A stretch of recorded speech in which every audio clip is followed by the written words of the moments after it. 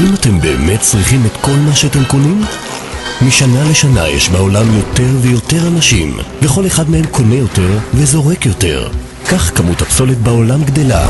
בנוסף, ייצור מוצרי הצריכה דורש חומרי גלם ואנרגיה, וכרוך בזיהום קרקע, אוויר ומים.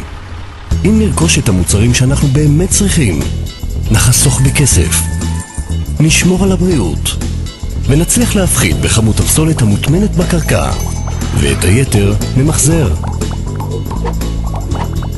הדרך היעילה להפחית בכמויות הפסולת היא פשוט לא לייצר פסולת. צאו לקניות עם רשימת קניות מסודרת, ושקיות כמה שפחות.